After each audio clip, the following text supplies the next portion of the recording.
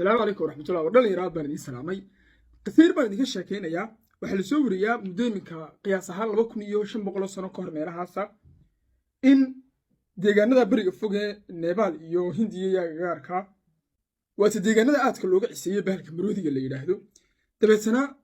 magaalo ayaa xilli dabaaldeg ay lahaayeen ba waxa la yiraahdo waxa imanaya maroodi baa la keenaya dabeetana 6 nin oo indhalo oo magaalada joogay ayaa yidhi maroodigaas inaanu aragno marka inaanu ka soo bogano oo soo qiimeeyno wuxuu yahay oo bal aanu ka boganaan doonayna maroodiga dhaguuman ka maqlaa in wax maroodi leeyahay uu jireen aanu soo aragnaa baan doonayna xaakinkii magaalada inta ka codsadeen xaakinkiina uu ka yeeray maroodigi markii la keenay ayaa 6 nin baa lagu yiri waka maroodigii uu tago hareeraha laga keenay 6 nin maroodigii ninba dacal buu qabsaday ninba meel buu ka taabtay maroodigii marka ma arkayaan taabasho ku garanaya loo mana sharaxayo kii ugu horreeyay wuxuu yiri maroodiga waxa la yiraahdaa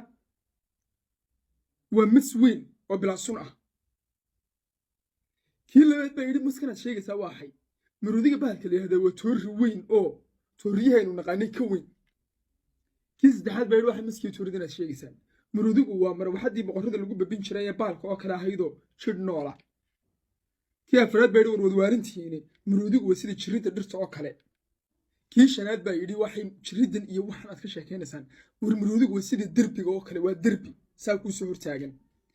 كل حد بسوبر كل حد بسوبر بروح له ورمانتي ودوارنتيني مرودي بالك اللي يدحده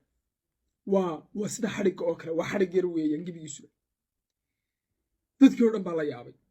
يجينا ويستقالين وتودو دي مرنكودي بعد كاضي مركي دمنو كي حاكم كهاي مقالة كتلني يا وحبيري محاضر يا بس نحن نين دولا يا شعب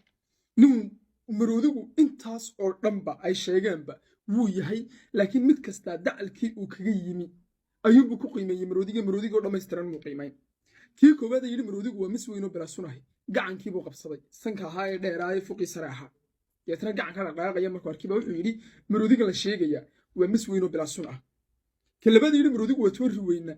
foolkii buu qabsaday yeetana foolka weyn laftahay adaga caarada dhuban markuu arkiba wuxuu yiri bahalkan waa toori weyn kii yiri mar waxadii boqorada lagu babin jiray oo jir nool ahina dhigtii buu qabsaday dhigtiisii weynida baaqsaneed markuu qabsaday ayuu u arkay in marodigu yahay marawaxad weyn kiiri marodigu waa jirid oo kalena jiridgeedo kalena lugtii weyneed buu qabsada kiiri marodigu sida darbiguna jirkii weynaaye sinta ahaaye balaadna ayuu ku soo beegmayo darbiga weyna malaasan ah ka u dambeeyay marodigu sida xarigana dibkii u dambeeyay buu qabsada sida awgeed 6 ninba xaqiiqay sheegayaan laakiin 6 ninba xaqiiqadii qayb yar oo kamid ah bay sheegayaan xaqiiqadii oo dhameystiran ma sheegayaan qisadan waxaan u soo qaatay بهاش حقيقة اللي يدهدا حقيقة الدعل كدونتو نلاش هكجشو دعل الله لا يدعل كدونتو الدين تهجشو سياسة هكجشو ودن كهجشو علومتك الدونية قومها كالدون هكجشو بهاش حقيقة اللي هذا قف بدعل بوك جي ماده قف بدعل كوك جي ماده أما هكجت تخصصه أما حوجا قانون كفرن هوية شو أما مركي كوباد مثال بابك هكسو قالك هبدي سهيسكفر دي إيه قف بحقيقة الدعل بوك جي ماده سويت الله سبحانه وتعالى دينتنا إرجع يقول الرئيس وديك القرآن كأنه وها إقرأ ذو وح كواد حقيقة لما يسكترن لو جاري كروان هدين لجاري كره حقيقة لما يسكترن أنت أقول بدن حقيقة أتكو جاري كرتو واقع أن الصوماليين ما كانوا بعضنا صومالي ما أنت قال لا سيه دي يقول بكذا يمشاكشها استوى مكود الدركسن هاي مت سياسات مت ديمات مت رقالة مت نورلات مت بلشات مت قبيلات نوع دع القصة مشاكل بينها هيستا قفك dhalinyarada sida markuu dhaw kala qaaday ee uu meelaha wax ka yara dhigay barnaamijyo waxyarada daawada ee 2-3 buug yara akhriye ee macluumaad yara galaan waxa gelaya hada jeer qofka dhalinyarada waxa ku jira dareen ah oo nugrana barnaamijyo soo daba dhashay 20 jirkii 16 jirkii markii uu mareynay 40 maalinka aad dhameysay kitaabka 40 waxa soo taqaan sheekh caalimo diinta cidi kaga horeysa diintan cidi kaga horeynaa tahay qofka dhalinyarada wuxuu arkaya wadankan qofka u damqanaya inuu isaga yahay deetana waxa badanka dhalinyarada xagga qadiyadaha iyo afkaaraha u jijarsada waxay soo mareen marxalad ka maqaaxida iska fadhiishahay cabaya ka xanaaqaan wadankiisina halkan amisoon baa haysata halkan kale Itoobiya badii doonaysa isna shaabi iska cabaya marxalad noocaas baa la soo maraa waxa la soo maraa marxalad aad u taqaano ila aabahaga ku dhalay ila siyaasiga ugu sareeyo wadanka haysta waxa la waxa jiilkii laga waaweyni wadankan inay burburintiisa iyo baabiintiisa ka shaqeynayaan adiga dhalinyarada kula mid ka had meelaha maqaaxiya wada fariistaan fikradaha wada faaqaysanaatiin kuwa kaliya ee wadankan u damqanaya wadankan inuu wax noqdo meel gaadho doonaya marxaladahaas oo dhan waa la maraa laakiin marxaladaha maxaa laga gudbaa waxa laga gudbaa wacyi iyo xogogaalnimo sidee baad uga gudbaysaa maanta waxa la yiraahdaa ninba wuxuu yiraahdaa qofka deegaankii uu ku dhashayna aan dibadda uga bixin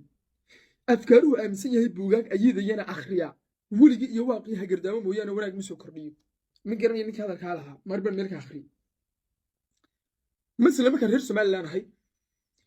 waxaan dhageysanayaa dadka inta reer Somaliland ee sanamtiya waxa soo martay iyo markan la leeyahay dad baa meeshan ereediyay dad baa la xasuuqayay intan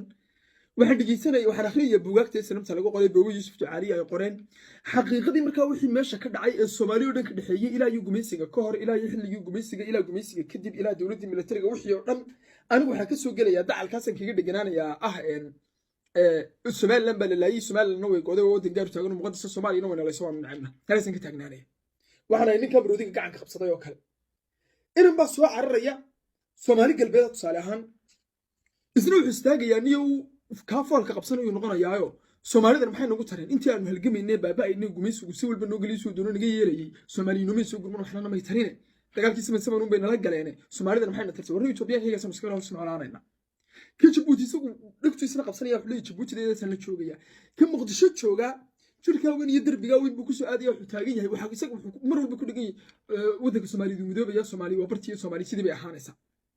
حقيقي كأكل الدول لكن مركز وضع آخرات كنا نديس وحكوا أكتر كنا نديس وحكوا أكتر كنا كسار كنا كوارثات مرودي يوم لما يسترن دبكي إلى يسن كيسي هراء قعن كده رأها أبسو ولا تماده حقيقي جود بكوسا بحيسة dhalinyarada markaan waxaan leeyahay anigu ma waxaan xaqeynay meel Soomaaliya inay midooda xaqiiqa Soomaaliya inay kala go'do xaqiiqa badaha gali maayo laakiin waxaan doonayaa in fikrad yar idin ku beeriyo dhalinyaro marka aad wax baaraysan aad doonaysaan wax inaad ogaataan aad doonaysaan wax inaad qiimeysaan aad doonaysaan inaad arrin ka sal gaadhaan aad doonaysaan laab la kaca dhalinyaranimo dhammaantiin inagu wada jira وأنا قلت لك إنه ما سوى مري الحمد لله هذا وكان جروك بسلامة لا بلك على اليرنمي أي نقول شرا إن بدنا كم دحفري ولينا لكن كولا بسلام لا بلك على اليرنمي إن نقول شرا وحن أردن سي أي نقطة وحمد الدل أو أدينا كوان فع أدنى هذا مدة كوان فعضو مركز وحبار إنسان إياد وحدراسين إنسان إياد وحقيمين إنسان إيه مبادئ قاعدة إنسان مبادئ ذا عند كل الدجان إيه وحي كدود يسو دوده يسو ميسام